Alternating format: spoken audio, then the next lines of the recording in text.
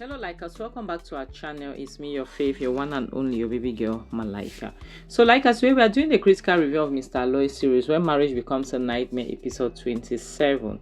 It starts with Benny sleeping in her room and her aunt walks in, because after the incident of she giving ultimatum to her mom, that she has one day to make up her mind.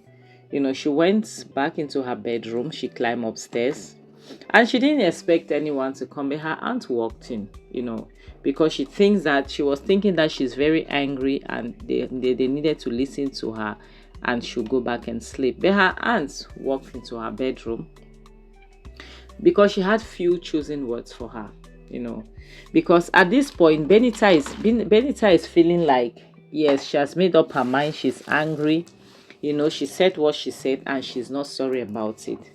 But I like her aunt because her aunt is a very intelligent person and her aunt can see through her. So her aunt is trying to imagine if she even has any idea of how much her mother loves her. And if only she knew the things that her aunt cannot explain to her. I think what her aunt is trying to say is that is not even her biological mother, but she loves her that much. And that is the only way she can pay her. But you cannot tell her that. That is reserved for her parents, to let her know. So her aunt is trying to make her understand that Jennifer is making Benny to understand that you are a woman, and all of these things you're giving, this hell you're giving to your mother today, though you have it back, you have it as well, because karma knows the address of each and everyone. We always come face to face. If you don't go towards karma will definitely look for you, which is the truth. But Benny is a child, she's 16, so she's confused, she cannot understand. To her, it sounds more like a curse, like her aunt is placing a curse on her, whereas it is not a curse, it is advice. If you're wise, you listen. And her aunt had to leave because she was done explaining what she had to explain to her. So but Benny sat there trying to reminisce, trying to understand what was her aunt trying to say. She couldn't even understand, she couldn't comprehend what was going on because she was just confused and she realized that she has effed up. So the next scene shows Benny, who is just laying down.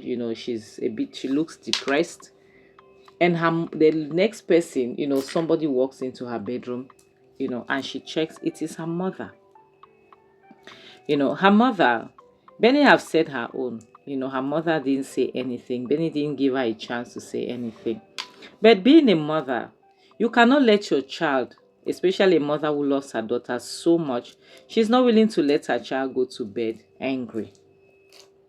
Benny sees her mother, instead of trying to be a child who is compassionate, who knows that this woman loves her very much, Benny instead wants to give the same attitude to her mother, forcing her mother to choose. But she forgets something, that this woman is also human. That she also has a life apart from being your mother. And that when you grow up, you leave, she'll have nothing else doing but being in that house. Whereas you would have moved out, you get married, you live your life, as if nothing happened. Benny is not considering all of that. All she wants is that she wants her family together, regardless of being manipulated by her father. But her mother made her to understand one thing, that she loves her very much. She'll never want to be separated from her. But also, her mental health is very important. Yes, she wants Benny to understand that irrespective of the fact that she loves Benny, she loves her mental health as well. And she has to protect it at all costs, Benny didn't care about. So Benny, her mother was speaking Spanish because to her at this point, she just wants to see her family together, regardless of how her mother is being treated. Regardless if her father is doing the right thing. Because it's not about you wanting this person here. Is the person happy? Is the person being treated properly? Do you think that it is being fair on the person? Have you thought about it? Benny is not seeing all of those. She's just seeing what her father, told her, that if she does not support him, her mother will have to go. and her mother will abandon them. So to Benny, that is all she can see. And whereas she is crying in silence. Yes. So the next scene shows Jonathan in the sitting room. He has succeeded. He's turning his daughter against her mother. So he's drinking.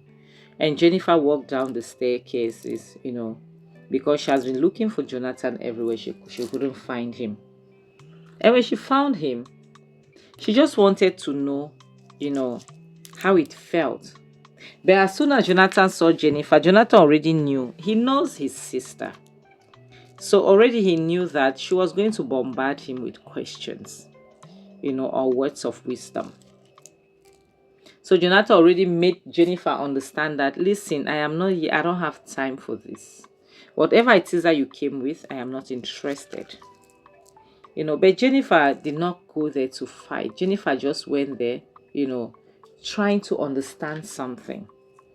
Trying to understand why is it that Jonathan would want to destroy his life like that and destroy that of his daughter.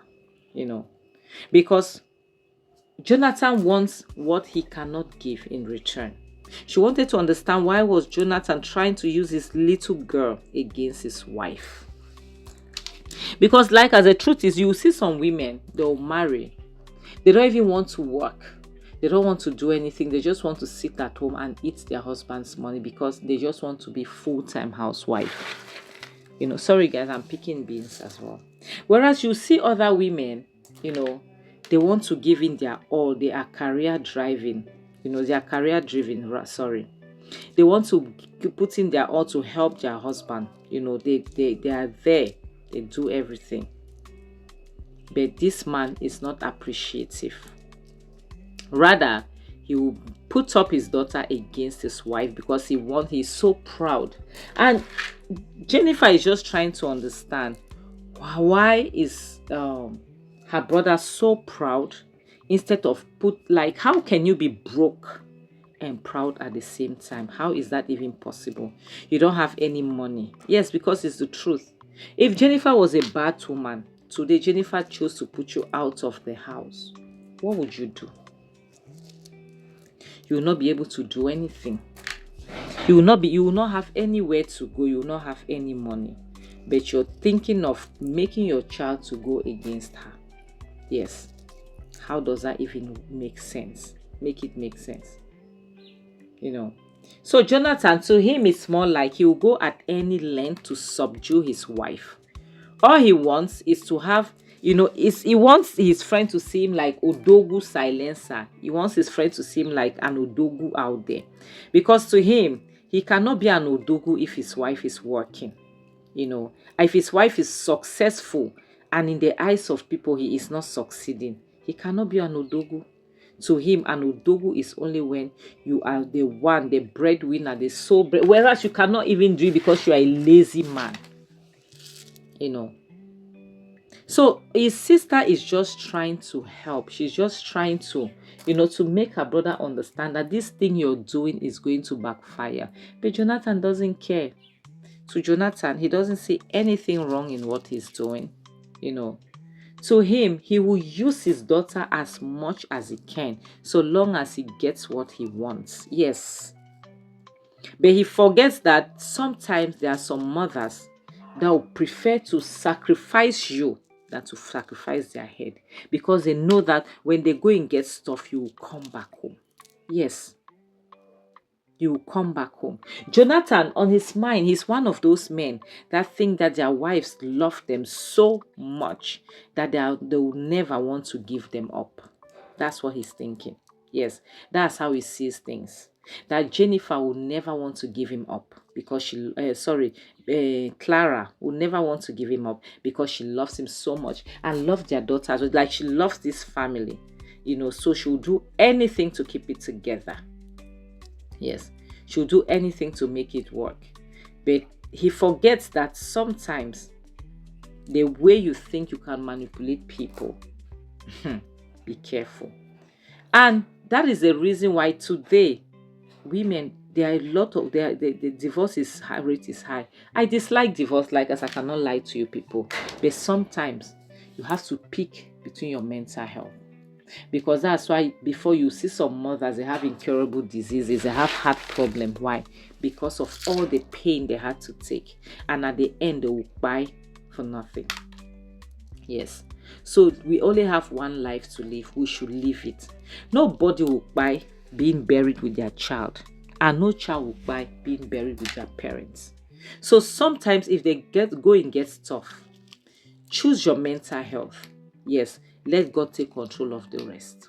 I'm serious, you know.